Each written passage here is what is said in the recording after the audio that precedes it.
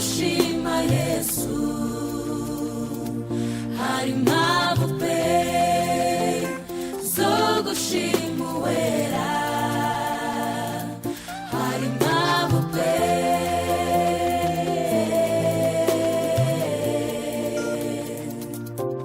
hari impamvu pe zo gushima Yesu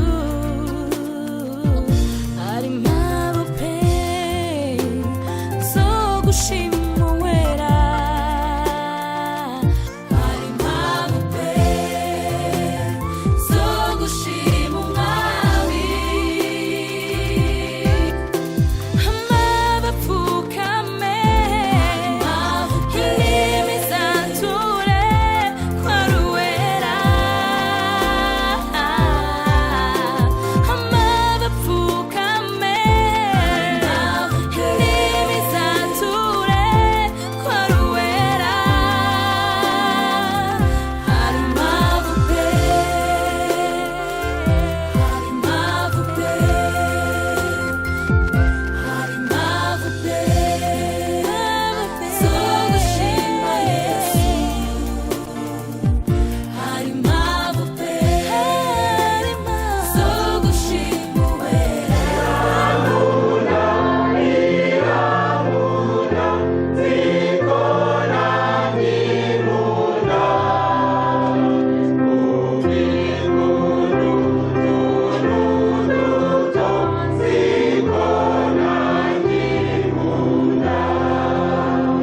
Si un enfant, c'est une bénédiction de l'Éternel.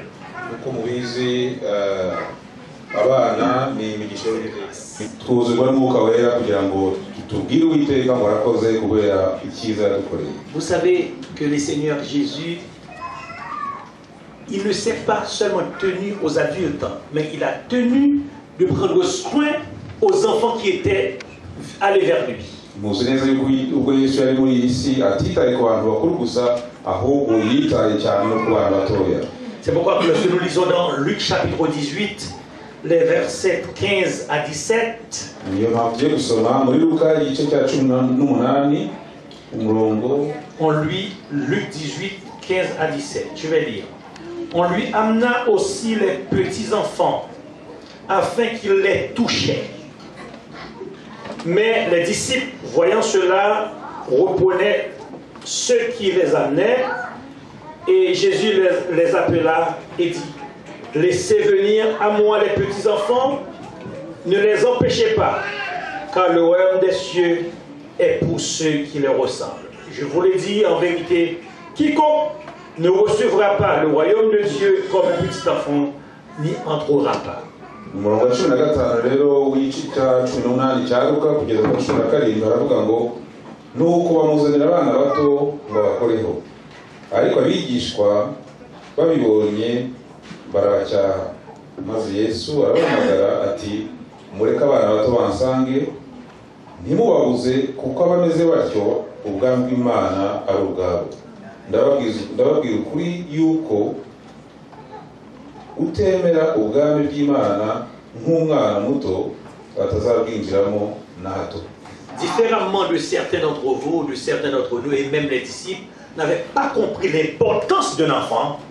nk'uko rero abigishwa batigeze babyumva natwe bamwe muri twe ko tumeze, Jésus a su réaliser qu'un enfant, c'est la clé du royaume éternel. Yesu hano arerekana yuko abana ari imfunguzo zifungura ijuru. Jésus devait les toucher, devait les palper.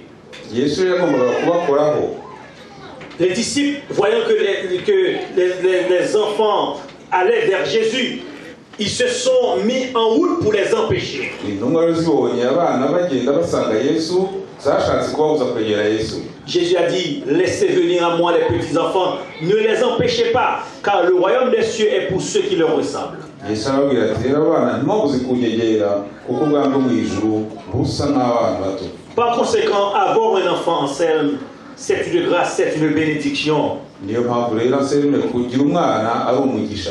Ma sœur, avoir un enfant, c'est une grâce, c'est une bénédiction. Mushiki wanjye rero kugira umwana n'ubuntu kandi ni imigisha myinshi. Dans l'Ancien Testament, quand une femme était enceinte, et elle savait qu'elle allait donner naissance à un garçon, c'était de l'euphorie dans la maison.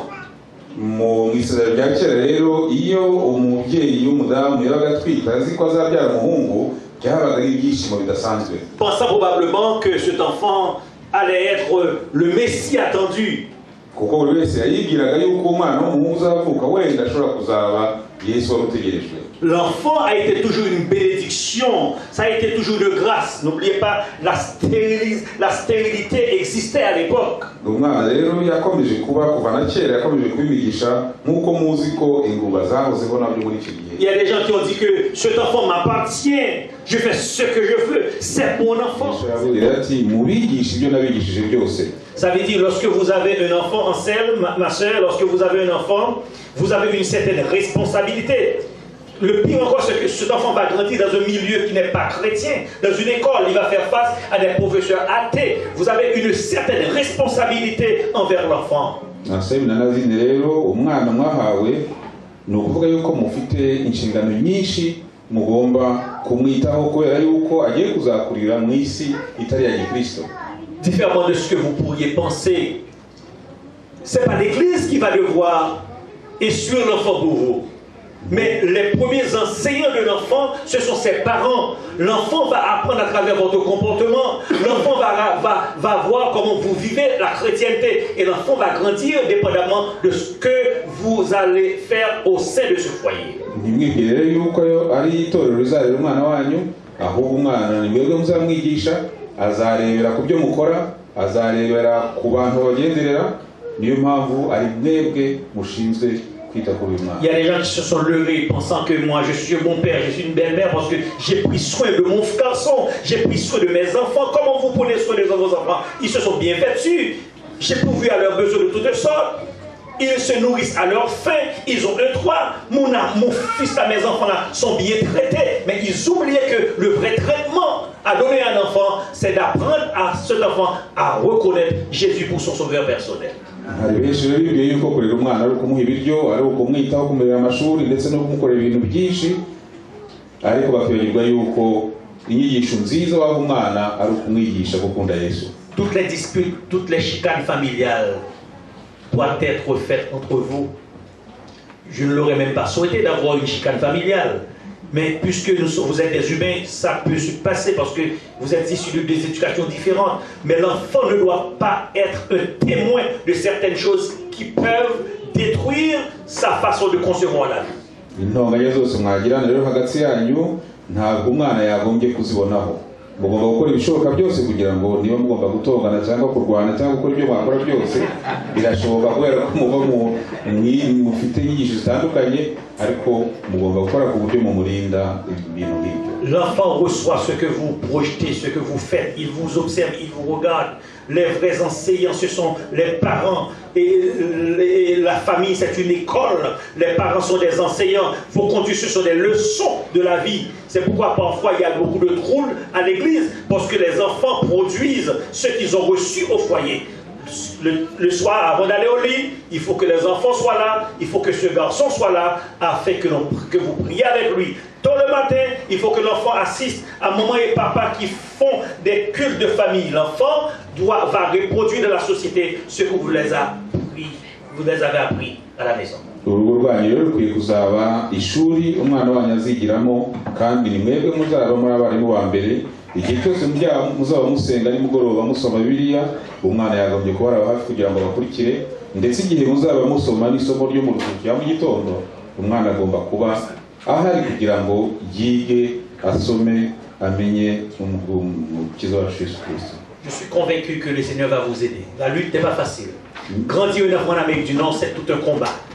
C'est tout un combat parce que l'enfant passe plus de temps à l'école avec des mauvais amis, des mauvais enseignants, que l'enfant passe du temps au foyer. Par conséquent, si vous ne redoublez pas d'ardeur pour transmettre l'enfant une éducation solide, il faut ne pas avoir peur de taper. Taper un enfant ne va pas le tuer. La Bible l'a dit dans Proverbe. Mais on ne doit pas abuser un enfant. On ne doit pas le taper pour rien, on ne doit pas l'abuser. On doit aimer l'enfant, on doit en prendre soin, on doit lui donner tout ce dont il en a besoin. Mais quand l'enfant demande d'être corrigé, il faut le corriger avec douceur et amour. ubwo rero umwana muri ibihugu byateye imbere abana biga ku ishuri abana bafite bakareba ibyo abandi bana bakora ndetse n'abarimu nk'uko mubizi bafite inyigisho babaha mugomba kumenya yuko umwana w'umukristo akwiriye guhanwa igihe akoze ikosa ntimuzatinye rero ko mukubita agashyitsi kibuno igihe azaba yakoze amakosa ariko ntimuzarenze urugero ibyo mubikora mubikoranye urukundo. Alors le sage Salomon l'a compris ici, mais il ne faut pas abuser. Alors par conséquent, je vais prier avec vous. Je vais prier pour que le Seigneur vous soutienne. Je sais que c'est un combat, ce sera une lutte. Mais je suis persuadé le jour viendra, je retournerai, je serai sur mon bâton, je serai vieux. Mais cet enfant-là sera un ancien de l'église. Parce que toi et ta femme, vous serez en mesure de répondre aux besoins de l'enfant à travers spirituel. Nizera nashikanye ariko rero Uwiteka azabafasha ngo tujye gusenga. Nizera ko igihe nzaba nshaje umwana wanjye azaba ari umukuru w'itorero kuko muzaba mwamuhaye inyigisho zikwiriye.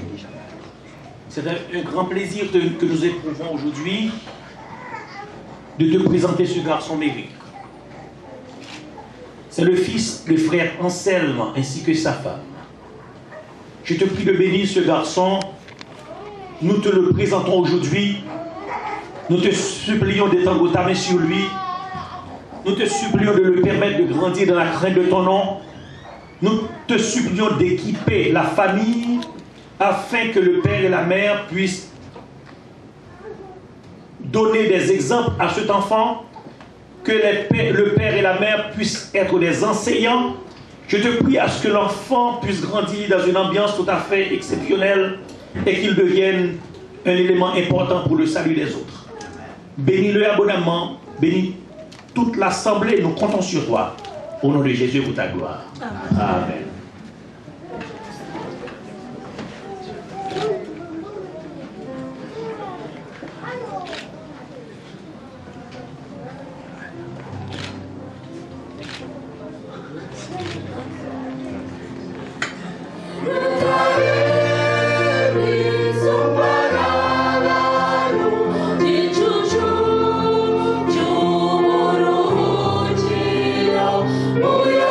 Uyabozi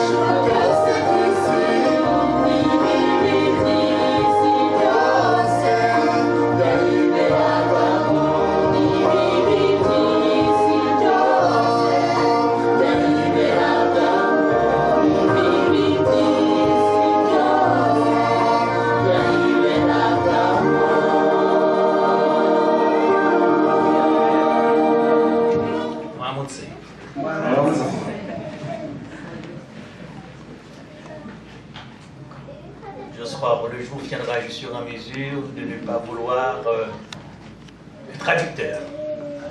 Alizera ko hari umunsi umwe azagira abazakeneye azaba adakeneye umusemurira. Mais quand même, ça va prendre du temps. Gusa bizafata umwanya. Et je vais donner un peu de repos, un peu de répit à mon frère. Uyu munsi rero araza kugerageza kuduhuriramo gakeya. Et nous allons chanter, nous allons nous mettre debout, nous allons chanter juste un couplet. Le numéro 376, c'est ça? Le vent soufflait et faisait rage. Nous allons nous mettre debout pour chanter ce chant. Reka rero duhaguruke turirimbe igice kimwe cy'indirimbo amaze kuvuga ibyerekeranye n'igihe umuyaga warahuhaga cyane imiraba ari myinshi. Je crois que vous connaissez ce chant. Le vent soufflait et faisait rage. C'est dans l'hymne louange, vous n'avez pas ça? Nigeza kwenda mwamuzi iyo ndirimbo, ese iyo ndirimbo murayizi? Niba muri hino wanje mu gifaransa. Vous n'avez pas 375 non plus. 375. Mettre entendu la tempête. Vous savez ça? Ok, kugira turayifite. Bon, chantez ça dans votre langue, ça ne me dérange pas. Reka tuyiririmbe mu kinyarwanda niba aribyo byaza kurushaho kuba byiza. Je demande à frère Samuel de m'aider pour la tonalité. Hano Samuel yadufasha. J'ai un couplet. Je kimwe.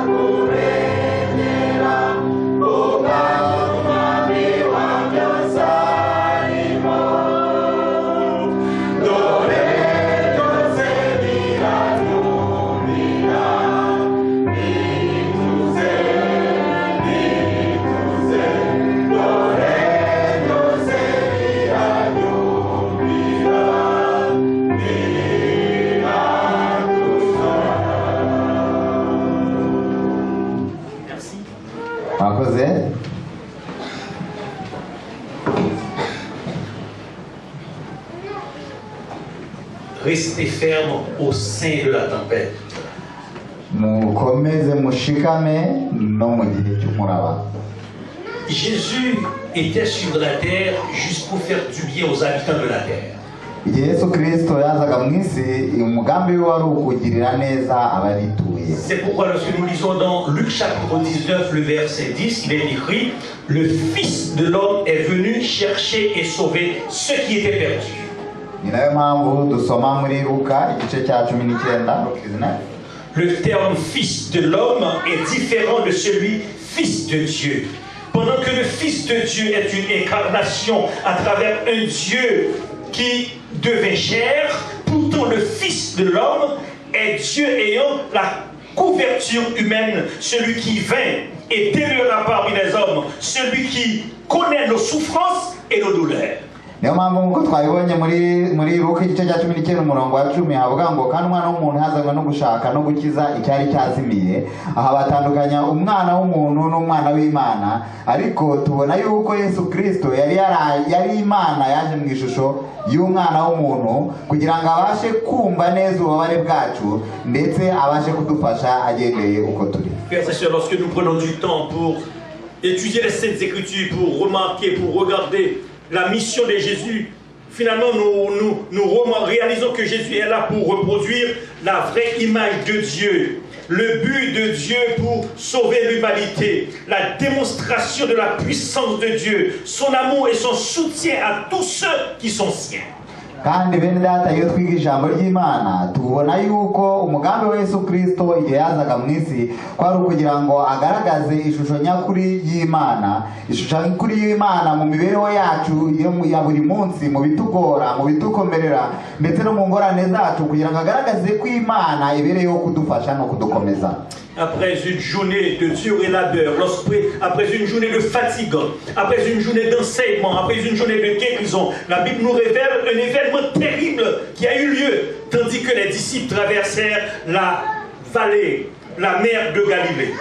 Nuko rero Bibiliya itwereka ko nyuma y'umunsi bari bamaze bakora cyane, umunsi bari bamaze bakora ibitangaza, umunsi bari bananiwe, habaye ikintu gikomeye cyane ubwo abigishwa ba Yesu Kristo bari kumwe nawe ku nyanja ya Galileya. Lorsque nous lisons dans Marc chapitre 4 les versets 35 à 39, nous remarquons quelque chose d'extraordinaire qui s'est produit. Tandis que Jésus était là, les disciples étaient dans un bateau, ils traversèrent la mer de Galilée. Nous voyons le texte a dit, ce même jour, sur le toit, Jésus leur dit, passons à l'autre bord.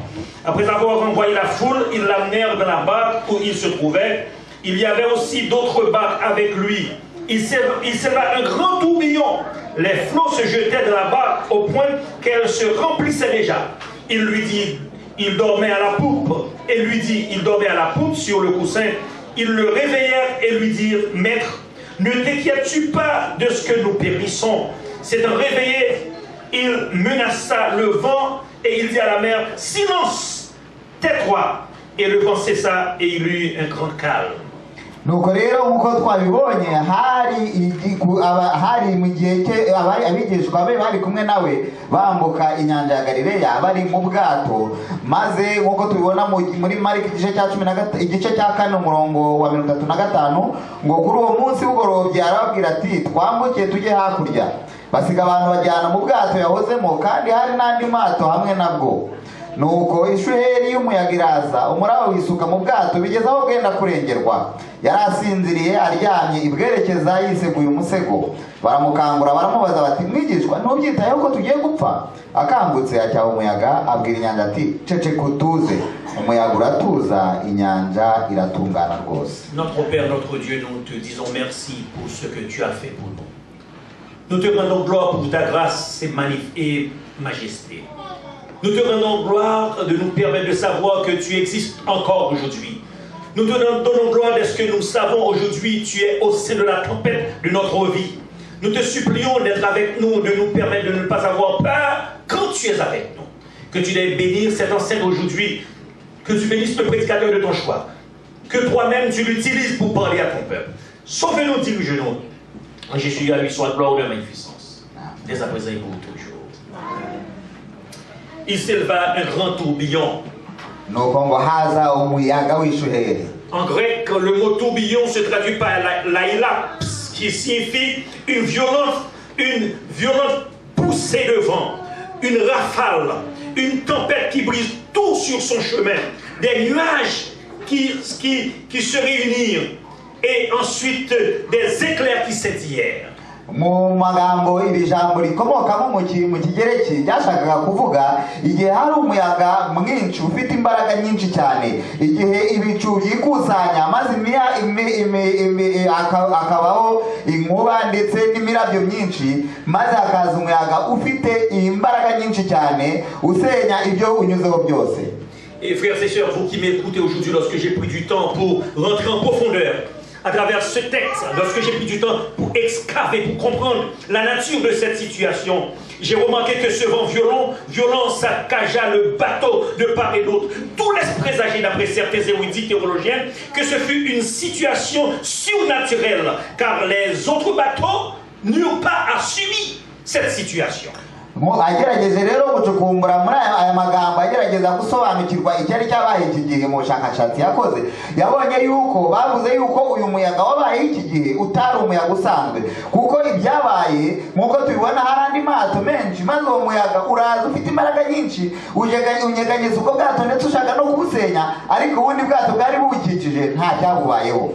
Lorsque nous prenons du temps pour regarder l'attitude de ces hommes, et ces hommes-là, ils faisaient de leur mieux pour contrôler la situation. Ils ont mis ensemble leurs expériences pour savoir comment s'en sortir. Lorsque j'ai essayé de regarder encore en profondeur, ils ne furent pas aussi des novices. Certains furent des habiles pécheurs, ceux qui ont vécu ces genres de tempêtes dans le passé. Nuko rero aba bagabo uko tubabona bagerageje gukora uko bashoboye kose ngo barebe yuko babasha guhikura, ndetse buri wese yagiye akora mu bunararibonye bwe mu byo yaragiye anyuramo mu bihe bye byashize nko mu isi y'ibyaha ngo arebe niba hari utuntu yaba yarageze gukoresha tw'amayeri twari kubasha kubakura muri situwasiyo yari ikomeye nk'iyo ngiyo. Au premier abord, ils n'ont pas eu peur, sachant qu'ils furent bien équipés, suffisamment nombreux pour en faire face.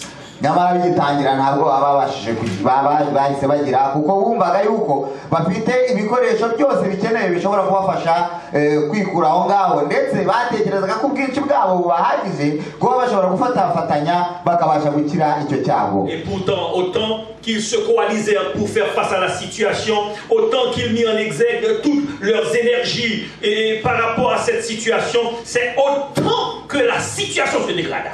Nyamara uko barushagaho kwegeranya imbaraga zabo, uko barushagaho gufatanya ngo barebe ko babasha kwikura muri icyo kibazo, nibwo cyarushagaho gukomera. Frères et sœurs, malgré tout, ils ne se sont pas découragés. Ils ne se sont pas laissés aller par le découragement en pensant qu'ils pourraient avoir gain de cause. Nyamara ikiza cyariho nuko batigeze bacika intege, bakomeje kurwana n'imbaraga zabo zose batekereza ko babasha kuza gutsinda. Ils pensaient qu'ils pourraient s'en sortir, idem. Après plusieurs heures de dur labeur, au lieu que la situation s'améliora, elle se dégrada. Le vent souffla beaucoup plus fort, à un point que les voiles se déchirèrent en deux.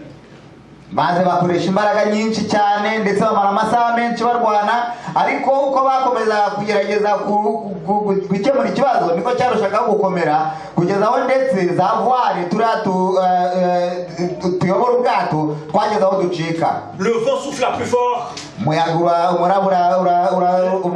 urahura cyane. Les flots de la mer rentrèrent dans la barque. Maze amazi atangira kwinjira mu bwato. Les éclairs scintillèrent. Maze habaho imirabyo myinshi. Le tonnerre gronda. Inkuba zirakubita.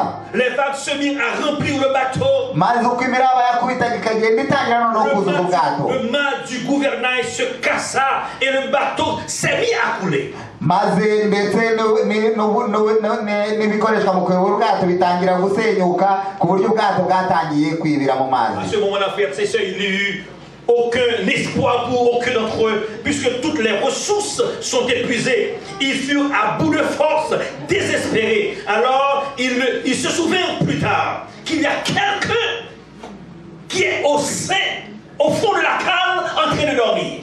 Maze rero igihe bari bamaze gucika intege, igihe icyizere cyabo cyose cyari kirangiye, maze baza kwibuka yuko mu bwato hari harimo umuntu wari usinziriye. Lorsque nous regardons, frères et sœurs, nous faisons l'histoire de cette situation, nous réalisons que Jésus était dans la genèse de sa mission. Les disciples ne connaissaient pas vraiment qui était Jésus, mais ils savaient qu'il y avait quelqu'un se disant maître, qui s'est descendu, qui est en train de dormir, un insouciant qui est en train de se reposer. Maze rero nk'uko tubibona muri Bibiliya, iki gihe hari mu ntangiriro z'umurimo wa Yesu Kristo, ku buryo ndetse namwe mu bigishwa be batari bagasobanukiwe icyamuzanye. Icyakora bibukaga ko akunda kwiyita mwigisha, ndetse babona bibuka ko yiryamiye, mbese abaye ntibindeba kandi ibintu bikomeye. Ils descendirent auprès de la cale pour regarder, tandis qu'ils étaient en train de faire tout ce qui dépend d'eux pour sortir de la situation. Voilà, cet homme est en train de dormir. Jésus était dans un profond sommeil. Ils se sont rendus vers lui, ils le touchent en disant, Maître, ne t'inquiètes-tu pas que nous périssons? Pourquoi il a dit maître? Ils ont dit maître. Ils ont dit maître parce que Jésus était un enseignant. Le mot maître vient du mot grec didaskalos qui signifie enseignement, enseignant.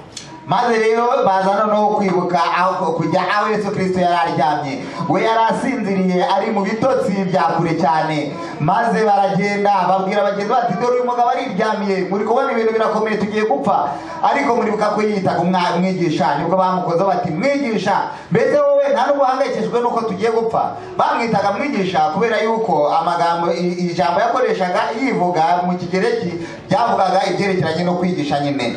Le texte nous fait croire lorsqu'ils se sont descendus, ils ont vu Jésus dans une situation très confortable. Il était en train de dormir. Sa tête se trouvait sur un coussin. Il était en train de dormir. Il était dans un profond sommeil. Et alors les disciples, ils ont eu marre de comprendre une situation de ce genre. Les disciples sont pour le moins surpris. Ils ne comprirent pas qu'est-ce qui s'est passé. Pourquoi cet homme n'a rien fait tandis qu'ils étaient dans une situation chaotique.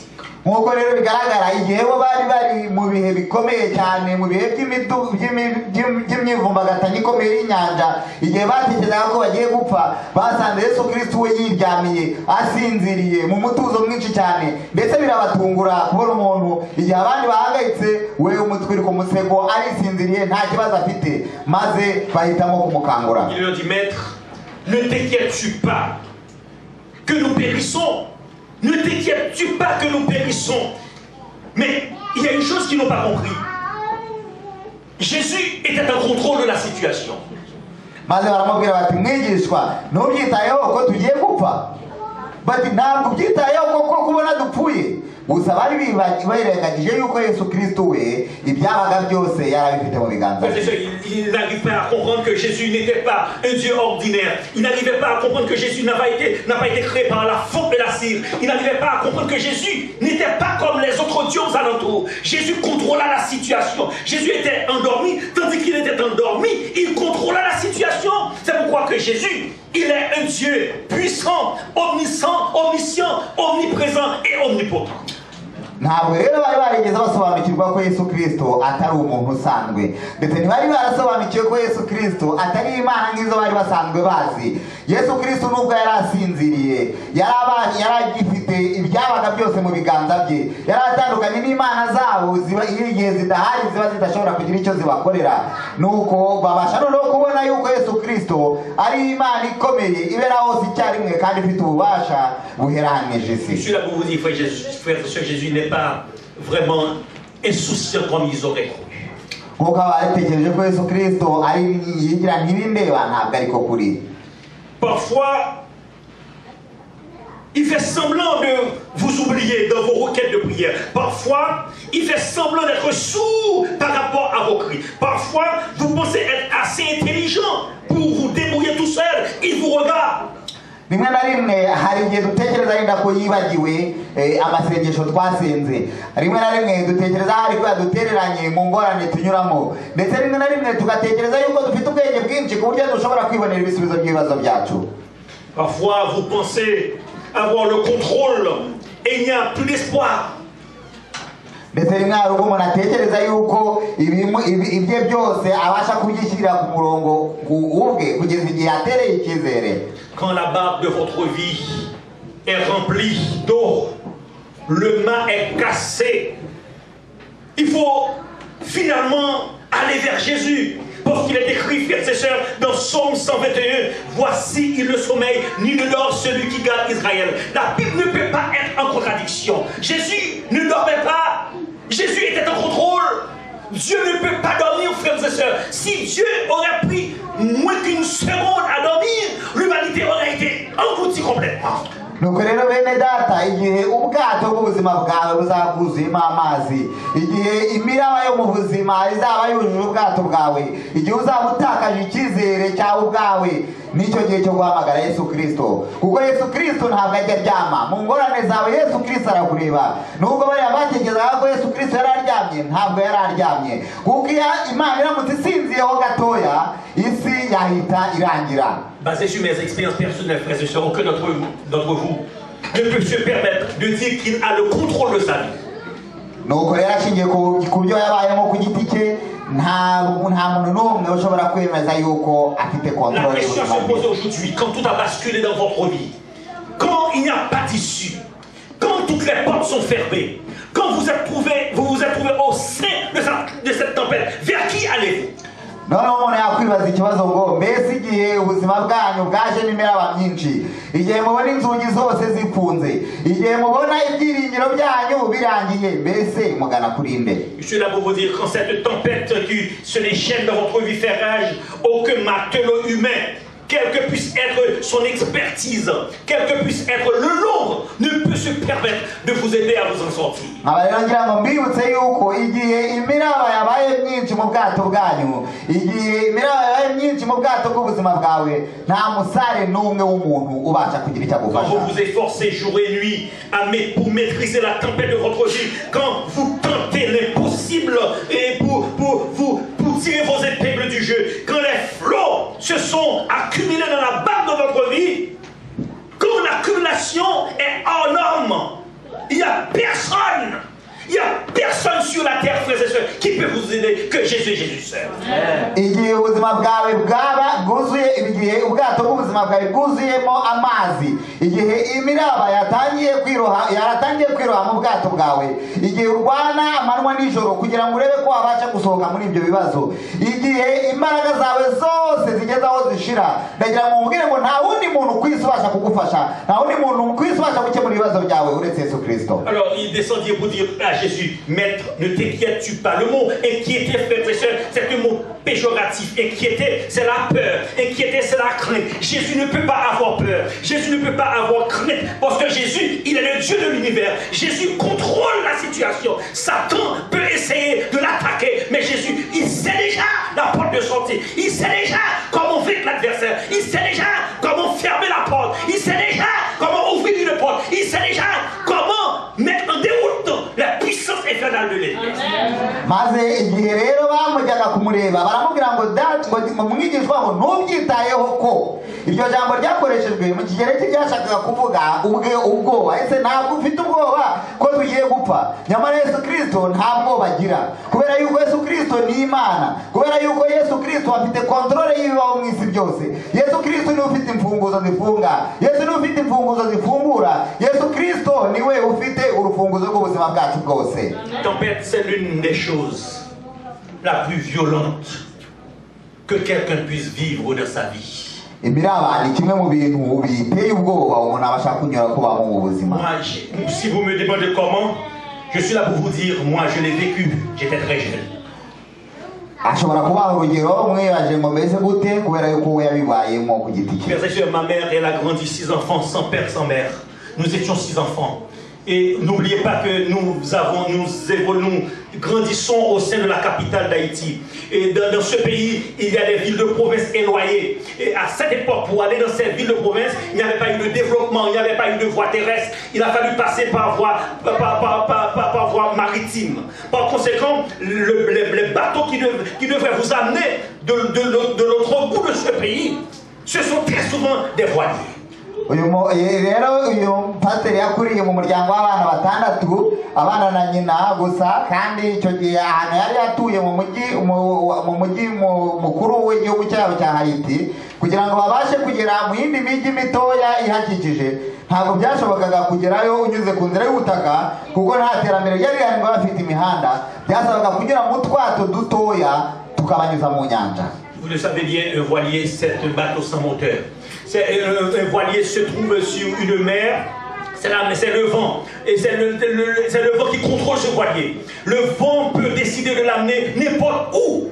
Alors, si le vent est en colère, vous êtes en danger. Par conséquent, tandis que nous étions dans ce voilier, en provenance de la ville de province, pour retourner à Port-au-Prince, le bateau qui devait prendre 30 personnes a pris le double du nombre des gens. Non seulement le double se trouve dans ce voilier, il y avait eu des vivres de partout, il y avait eu des sacs de vivres, il y avait eu des animaux. Le bateau était rempli à craquer. Soudainement, frères et sœurs, de très tôt le matin, pendant que je suis en train de regarder le soleil levant et le ciel était bleu, nous étions en train de contempler les poissons. Soudainement, nous avons entendu des tonnerres qui grondèrent. Soudainement, nous avions vu ce ciel bleu qui devait griller.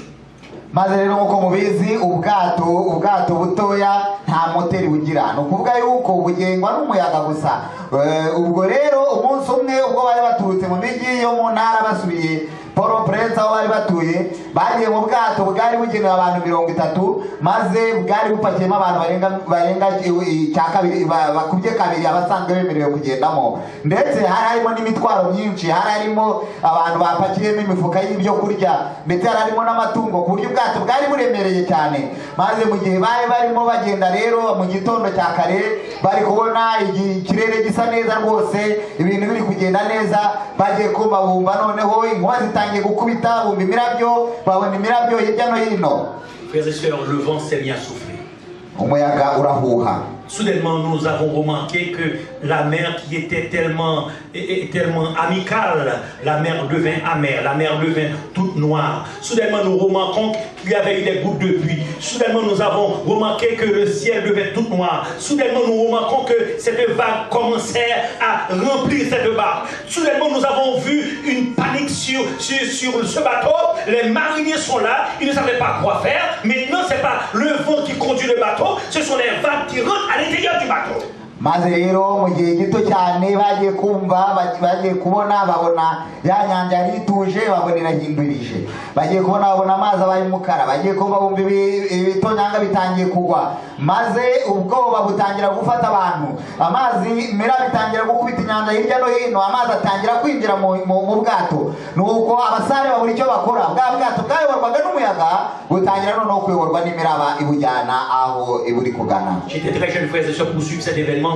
Soudainement, j'ai vu le capitaine qui regarde, il a vu la situation lorsque les flots montent, le bateau monte, lorsque les flots descendent, le bateau descend, on peut même toucher les vagues de la mer. Il n'y a pas de moteur, frères et sœurs. Soudainement, nous avons remarqué que le mât du gouvernail s'est cassé, il y a un vent violent, il y a beaucoup de pluie. Le capitaine a dit à gauche, tout le monde court vers la gauche, on a dit à droite, tout le monde courait vers la droite, on a dit à gauche, tout le monde courait vers la gauche, on fait gauche et droite, c'était très dangereux, frères et sœurs. Maze igihe cyari gikomeye cyane, ubwato nk'uko bababwiye nta moteri bwagiraga, imiraba ubwo niyo iri kubuyobora ikabukubita hirya no hino, ndetse imiraba rimwe rimwe ikazamuka bakibona bari hejuru rwose, maze umusare mukuru arababwira ati urebe ibintu birakomeye, noneho atangira kubabwira ibyo bagomba gukora, akababwira ati ni mwese nimukure mwiruke mugana iburyo, ubwo bakiruka bagana iburyo, abandi mu kanya ati mwigeye mwiruke mugana ibumoso, kugira ngo bagende bajyanye aho ubwato buremereye. Nuko byari bikomeye cyane, yari akiri muto arabyibuka nk'ibintu byari bikomeye cyane. Cette expérience me permet d'apprendre la vulnérabilité de l'être. Cette expérience me permet de voir comment que nous ne sommes rien. Cette expérience me permet de comprendre n'importe quand on peut se passer. Parce que de moment à l'autre, c'était un ciel bleu, c'était du calme, et ensuite, après quoi, c'était un enfer. Mais voilà une situation très difficile que j'ai vécue. Ibyo yabaye icyo gihe byamweretse yuko umuntu yoroheje cyane, byamweretse imbaraga nkeya z'umuntu, bwamweretse uburyo ubuzima bw'umuntu bushobora kurangira mu gihe gito cyane. Mu gihe bari barimo babona inyanja ituje, babona byose ari ubururu, mu kanya gatoya byarahindurije, babona bihindutse umukara, mbese abasha kubona yuko ubuzima bw'umuntu nabwo bushobora kurangira mu kanya nk'ako guhumbya. Frères et sœurs, ne vous laissez pas tromper par les gens qui disent qu'ils ont de l'expertise lorsque vous êtes sur la mer. Lorsque vous êtes sur la mer, peu importe que vous ayez un bateau de moteur, un bateau de poids. Vous vous souvenez de l'histoire du Titanic? Lorsque vous êtes sur la mer, frères et sœurs, il n'y a que Dieu seul qui peut dire quelque chose. Lorsque vous êtes en train de voler, vous êtes dans un avion, il n'y a que Dieu seul qui peut contrôler la force de la nature. Nuko rero bene data ntihazagire umuntu ubabeshya ngo we ngo afite ubuhanga buhambaye ku byerekeranye n'inyanja. Iyo umuntu ari mu nyanja, waba uri mu bwato burimo moteri cyangwa butayigira, ngira ngo ubwo dutekereje ko ufite moteri twateza nko ku bwato bunini bwitwa Titanic byabayeho mwarabibonye. Iyo umuntu ari mu nyanja, iyo umuntu ari mu kirere mu ndege aguruka, nta buhanga bundi bubamo, ni Imana yonyine ibikontorora. Une tempête, c'est pas quelque chose de plaisant. Moi, je l'ai vécu. Peu importe le degré de votre connaissance en navigation, peu importe le nombre que vous soyez dans ce bateau, peu importe le niveau de votre expérience, cela prend une force supérieure pour dompter la force brutale de la nature. bityo rero nk'umuntu wabaye muri ibyo bintu azi neza yuko yabonye yuko inyanja nta buhanga bubamo bwo kuyigendamo. wa myaka waba umaze yose ukora yenda uri umusare cyangwa se ukora ibindi bintu bijyanye no kugera mu nyanja, ntabwo ubasha gukontorora ibibera mu nyanja kubera yuko byose ari Imana yonyine ibasha kubiha umurongo. Après quoi, la mer se calma et ensuite s'est calmée. Et ensuite, le vent est parti et j'ai vu que le bateau qui filait. Alors, frères et sœurs, c'est ce que je suis en train de vous dire. Immédiatement, ils descendirent dans la cale du bateau, ils ont remarqué Jésus. Ils dirent, Maître, ne t'inquiète pas que nous périssons. Jésus s'est mis debout et menaça le vent en disant, Silence! Arrêtez de faire du bruit. Laissez-moi parler. Silence! rero nk'uko igitekerezo cyarangiye mu byamubaye icyo gihe babaye muri ibyo maze hashize akanya inyanja iratuza. aha rero yanga bihuze n'ibyo twarebaga muri Mariko igice cya 4 aho babigishwa bamanutse bakajya kubwira Yesu Kristo ati ntabwo witayeho ko tugiye gupfa. maze mu kanya gatoya arahaguruka aravuga ategeka ati ceceka utuze, ni umwanya wanjye wo kuvuga. nuko ibintu byose biratuza. Silence, chut, silence. C'est un élément de communication. Tais-toi. La mer n'a pas d'oreille et non plus d'intelligence, mais elle a entendu son créateur. Elle s'est tue immédiatement. Tandis que les hommes, ils ont des oreilles. Les hommes, ils ont de l'intelligence. Les hommes sont pires parfois que la nature. Dieu parle, on n'écoute pas. Mais la mer, Dieu parle, la mer écouta. Immédiatement, la mer se calma. inyanja ntigira amatwi, inyanja ntigira ubwenge, ariko umwami Yesu aravuga ngo ceceka tuza, ako kanya inyanja iratuza. nyamara twebwe abantu dufite amatwi tukagira n'ubwenge, Imana iravuga ntitwumve. Et le disciple exclama, regarde ce qui s'est arrivé, regarde ce que cet homme a fait. Même la mer et les flots obéirent. Ça peut vouloir signifier ces gens-là qui étaient avec Jésus, ils ne savaient pas qui était Jésus. Ils ont dit, regarde cet homme, même la mer, la force naturelle, l'obéir. maze abantu bari kumwe nabo rero babandi bamwitaga mwigishwa, biragaragara ko batari bazi uwo ari we. ibyo babibonye baratangara cyane, maze baravuga ngo mbega uyu ni muntu ki utuma umuyaga n'inyanja bimwumvira. Frères et sœurs, cela me permet de penser par moments, vous et moi, nous sommes pires que la nature. Nous agissons par moments comme pire que des objets, que des choses inanimées qui écoutent Dieu. Je ne sais pas, c'est parce que vous et moi nous sommes trop intelligents. Je ne sais pas, c'est parce que Dieu nous a créés à son image. Je ne sais pas, c'est parce que nous pensons être quelqu'un. Je ne sais pas pourquoi que Dieu a beaucoup de misère pour nous conduire, tandis que Dieu, par là, est la force de la nature obéie. nkaba rero biba bituma rimwe na rimwe yibaza yuko abantu bashobora kuba ari babi kurusha ibintu bibaho, kubera yuko abo bose ibintu Imana irabibwira bikumva bikayubahiriza, ariko umuntu Imana iravuga agashinga ijosi. Je suis là pour vous dire, certains d'entre vous sûrement vivent au sein d'une tempête. Je suis là pour vous dire, frères et sœurs, basé sur l'expérience, la tempête de l'intérieur est pire que la tempête de l'extérieur.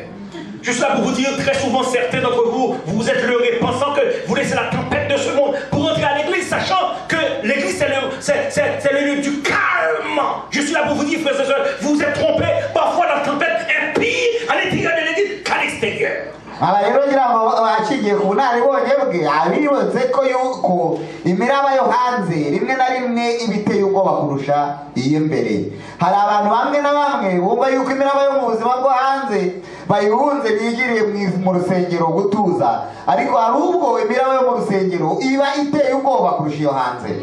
La raison pour laquelle que vous pensez ici, c'est parce que parfois vous oubliez que le texte y a dit ceux qui veulent vivre pieusement en Jésus-Christ seront persécutés. La persécution, c'est la tempête de votre vie. Très souvent, vous êtes au travail, vous êtes persécuté. Très souvent, vous êtes à l'église, le pasteur vous persécute. Très souvent, vous êtes à l'église, un frère vous persécute. Très souvent, vous êtes à l'église, vous pensez être dans la meilleure place. Bien sûr, vous êtes dans la meilleure place parce que c'est l'église de Dieu. Mais il y a des frères, il y a des sœurs que Satan a permis d'entrer à l'église juste pour vous détruire, juste pour vous persécuter.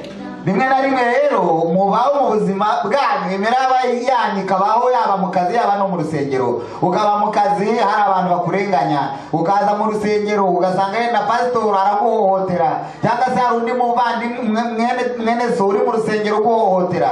Bityo rero nubwo uri aho wagombye kuba mu nzu y'Imana, hari abantu Satani yinjije mu rusengero kugira ngo baguhohotere bakurenganye. Je suis là aujourd'hui pour vous rappeler que l'église c'est un hôpital. On trouve toutes sortes de cas. Toutes sortes de cas. Je suis là pour vous dire que si l'église serait un endroit, on ne trouverait pas de difficultés, de problèmes. Si l'église serait un endroit que tous nos soucis auraient été résolus, le monde serait vide. Tout le monde viendrait à l'intérieur de l'église. Mais l'église, c'est l'église de Dieu. L'église est triomphante. Le problème, c'est moi. Le problème, ce sont des gens qui ne sont pas convertis. Très souvent, la persécution sort à l'intérieur de l'église. Très souvent, la politique sort à l'intérieur de l'église. Très souvent, vous avez de la misère à vivre à l'intérieur de l'église. C'est la tempête à l'intérieur. Très souvent, la tempête n'est pas à l'intérieur de l'église, c'est chez vous, au foyer, à travers votre conjoint, à travers vos enfants. C'est pire d'avoir une tempête hors de la maison. C'est pire de vivre une tempête hors de l'église, frères et sœurs. Rero bene data urusengero ngewe itorero ry'Imana ndifata nk'ibitaro, kubera yuko yabaye ibibazo byose byarakemutse mu rusengero. Abantu bari mu rusengero nta kibazo na kimwe bafite, abo mu isi bose bagombye kuba bari mu rusengero. Ariko ntabwo ariko bimeze, kuko mu rusengero naho harimo imiraba myinshi, ndetse mu rusengero naho harimo rimwe na rimwe imiraba iremereye kurusha iyo ubamo hanze y'itorero. Ndetse ka karengane tuvuga hari igihe kabera cyane mu rusengero kurusha hanze yarwo. Rimwe na rimwe mu rusengero akaba ari uba mu bintu bikugoye cyane kurusha ibyo ubamo hanze, ndetse ukumva utanezerejwe no kuba mu rusengero. Cyangwa se iyo miraba ukayisanga iwawe mu rugo, ugasanga kuba iwawe mu rugo ntabwo bikunejeje kurusha kuba hanze yarwo. Une seule chose, je suis là pour vous dire, frères et sœurs, peu importe l'état de votre situation, Jésus, il a le contrôle.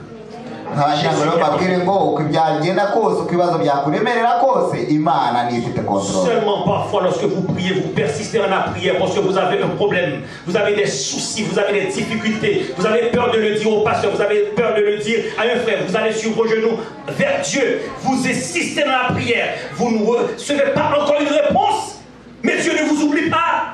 Dieu a un calendrier pour vous.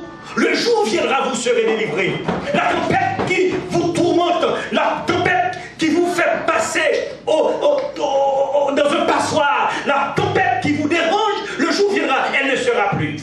Nuko rero ibisubizo by'imiraba unyuramo biri gusa mu kuba mu Mana ugahora usenga. Nyamara hari ubwo uzasenga ndetse utitirize cyane ariko utinde kubona igisubizo. Niba watinze kubona igisubizo mwene data n'umushiki wanjye, ntabwo ari uko Imana yakwibagiwe, ahubwo ifite karandiriyo yawe. Hari itariki icyo kibazo cyawe Imana izagikemuraho. Icyo ukeneye wowe gusa ni ugukomeza kwihangana no gutegereza ushikamye. Il fait semblant parfois d'être sourd. Il fait semblant parfois de vous ignorer. Juste pour vous observer. Je suis là pour vous dire, restez ferme. Au sein de la tempête. Restez ferme. Car Dieu a un calendrier. Votre nom est inscrit dans son calendrier. Il y a un ange qui a été déjà délégué pour calmer la tempête de votre vie. C'est une question de temps. Les enfants ne veulent pas venir à l'église. Votre mari vous donne du fil à retordre. Il y a un superviseur qui vous empêche de vivre.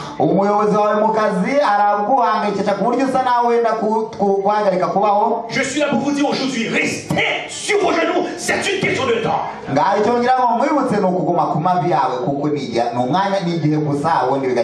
Frères et sœurs, Dieu a un temps fixé. Quand Dieu décidera de vous délivrer, peu importe la grandeur de cette tempête, peu importe l'agressivité de ce vent, peu importe l'agressivité des flots, quand Dieu décide de vous délivrer, personne ne peut faire autrement, si même que vous laissez partir.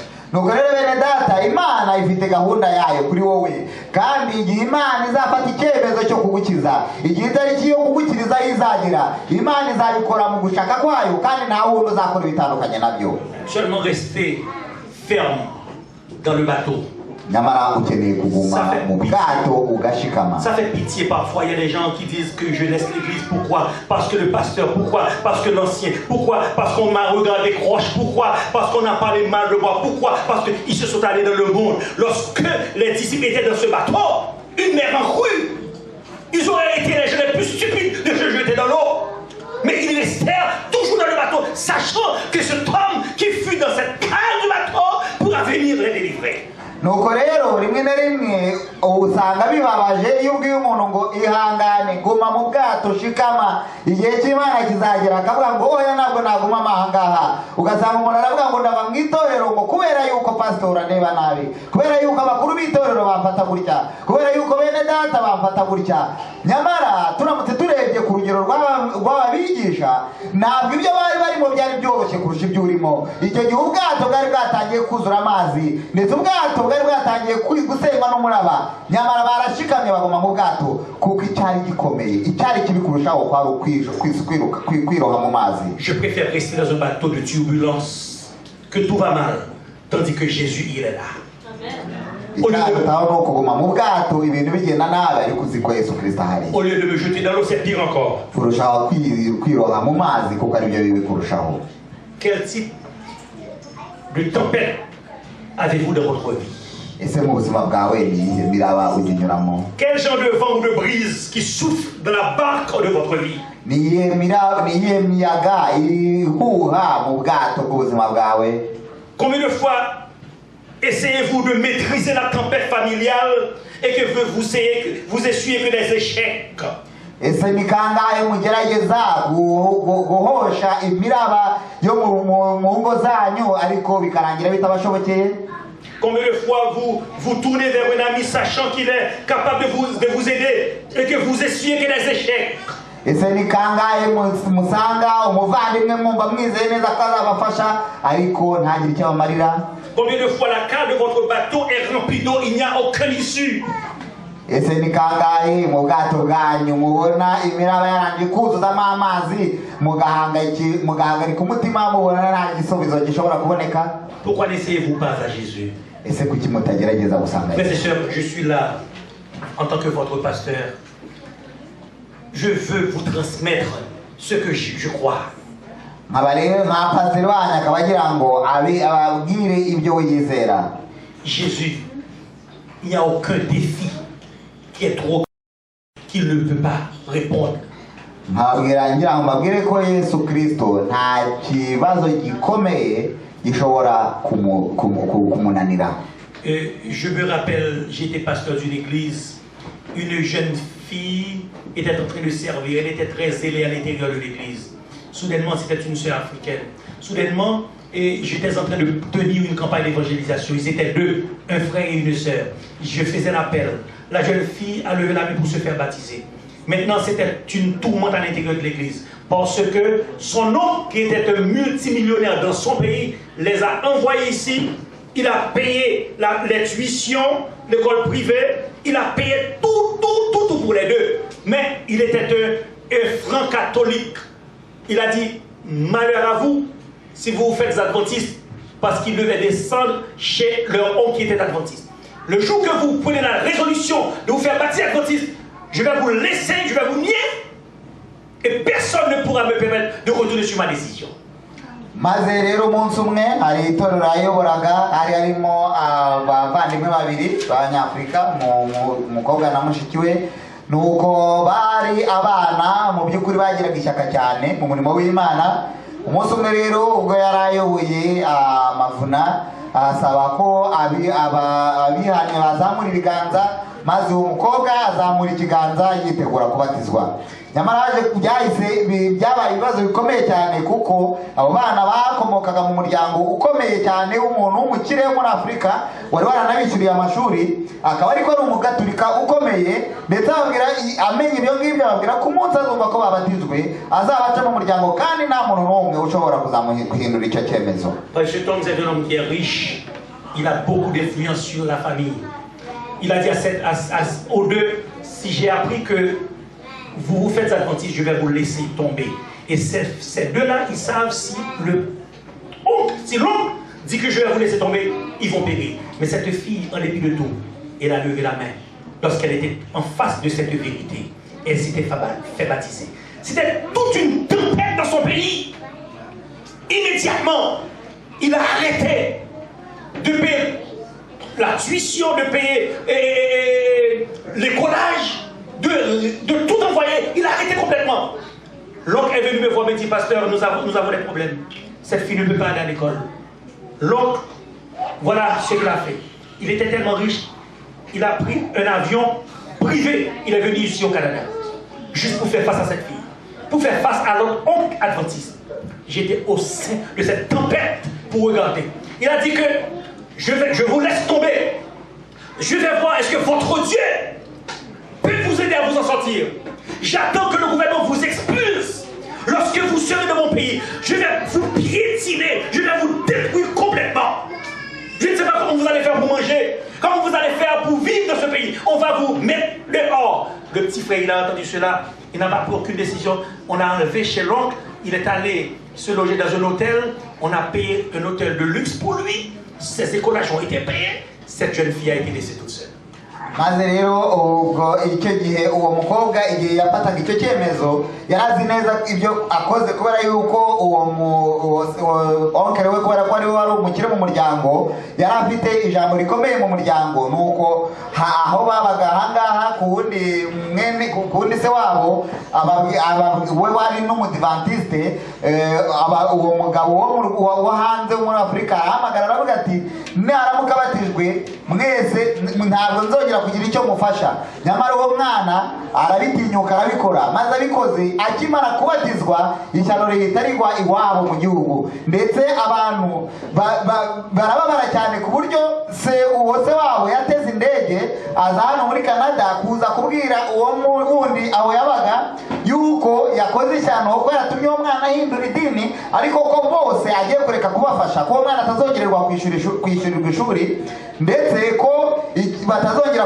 kubohereza amafaranga yo kurya, ko ikizaba gisigaye uko iki gihugu kizabirukana kuko bazaba batagishoboye kuba hano, nuko bagera mu gihugu cyabo noneho akazabihimuraho kubera yuko bamusuzuguye. Maze uwo musaza w'umukobwa kubera yuko we yari yarumviye atahinduye idini nk'uko yabyifuzaga, uwo mugabo amukura muri urwo rugo amujyana muri hoteli ariho amucumbikira, ndetse akomeza kumwishyurira amashuri no kumufata neza kugira ngo uwundi abone itandukaniro.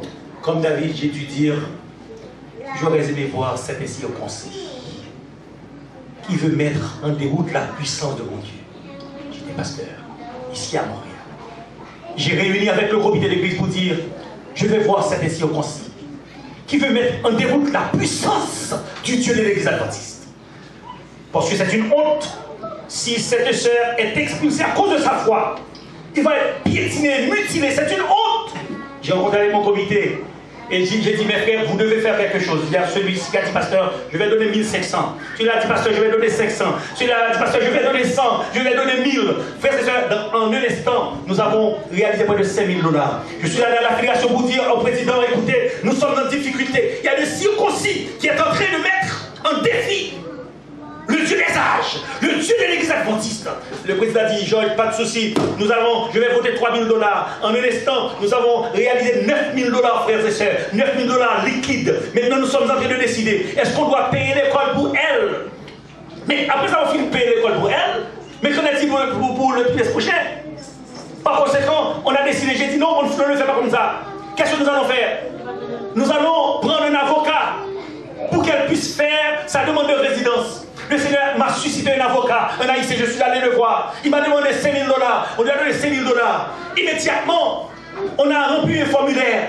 J'étais avec cette fille. L'ancien était avec lui. Nous étions en train de prier. Cette fille, je l'ai vue parfois avec des larmes aux yeux. J'ai dit, tu n'as pas à t'en faire. Le Seigneur, il est puissant, il est grand. Frères et sœurs, vous n'étiez pas là, je suis là pour vous dire. la prière des apprentis a été exaucée. icyo gihe rero igihe byari bikomeye pasiteri yateranije noneho inama y'abakuru inama y'itorero arababwira ati igihe uriya mwana w'umukobwa azaba aretse ishuri, igihe uriya mwana w'umukobwa azaba yirukanwa muri iki gihugu, uriya mugabo azaba agaragaje yuko imana yacu itagira imbaraga. None arati none niki cyabasha gukorwa? Nuko abantu baravuga bati nibyo, batangira noneho guteranya amafaranga, ndetse nawe ajya no kureba n'ubuyobozi bw'itorero arababwira ati hari ikibazo gikomeye turi imbere yacu tugomba gukemura. Abasobanurira uko cyagenze, maze muri federasiyo nabo batanga andi mafaranga, maze mu gihe gito bari bamaze kwegeranya amafaranga agera ku 9,000. Inama isigara yibaza ngo mbese noneho twishyura uyu mwana ishuri, ariko baravuga bati se nitwishyura ishuri uyu munsi mu gihembwe gitaha bizagenda gute? Nibwo yagiye kureba umuntu w'inshuti w'umwavoka aravuga ngo reka noneho bamusakire residence permanente bizatuma batwiga atishyura ayo mafaranga. Nuko noneho icyo gikorwa kirakorwa ndetse bakomeza kugisengera, Imana irigaragaza. Ce qui est arrivé, l'avocat m'a dit, pasteur, nous devons aller devant le juge. L'église était en prière. Et après son retour, l'avocat m'a appelé, m'a dit, pasteur Georges, la prière a été exaucée. C'est quoi? Le juge a accepté de donner la résidence à la fille. Maze nyuma y'igihe gitoya bagiye kubonana n'umucamanza, maze baza kumuhamagara bamubwira yuko Imana yasubije amasengesho kuko uwo mukobwa yari yabonye résidence permanente. La fédération m'a muté. Je suis pasteur des autres églises maintenant. Et il y a 3 semaines de cela, j'ai reçu un coup de fil. Il m'a dit bonsoir, bonsoir, c'est qui? C'est pasteur Georges. Je lui dis, pasteur Georges, disons béni soit l'Éternel. Je dis c'est qui? Pasteur Georges, c'est une telle. Qu'est-ce qui est arrivé? Pasteur Georges, maintenant j'ai reçu ma résidence. Nuko nyuma yaho rero yaje kuva kuri iryo torero, ariko noneho uwo mukobwa yari yemerewe residence ariko atarayibona. None hashize ibyumweru 3 yaje kumuhamagara rero amubwira ngo mufashe guhimbaza Imana kubera yuko Imana yatanze igisubizo. Nous servons Dieu puissant, frères et sœurs. Dukorera Imana ikomeye cyane. Notre Dieu ne sauve ni de celui qui garde Israël. Kubera yuko Imana yacu ariyo irinda ubwoko bwayo. Peu importe votre situation de vie, sachez-le bien, Dieu est en contrôle.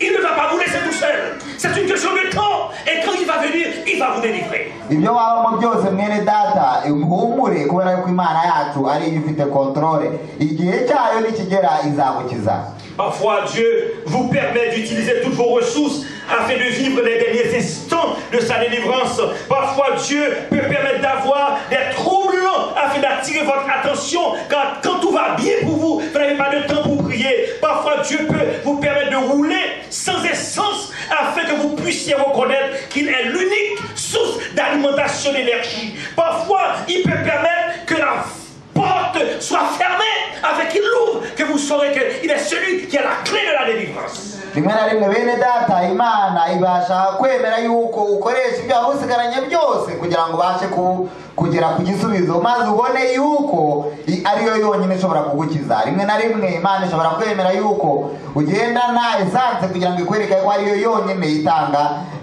ariyo yonyine source d'energie. Birashoboka ko Imana ishobora kwemera ko urugi rufungwa kugira ngo ikwereke yonyine yuko ari ibasha kurufungura. Mes frères, ne vous laissez pas emporter quand le ciel est assombri. Restez ferme au sein de la tempête. Ne vous laissez pas emporter quand les enfants abandonnent l'église, abandonnent l'école. Restez ferme au sein de la tempête. Ne vous laissez pas emporter quand le superviseur vous ennuie. Restez ferme au sein de la tempête. C'est une question de temps.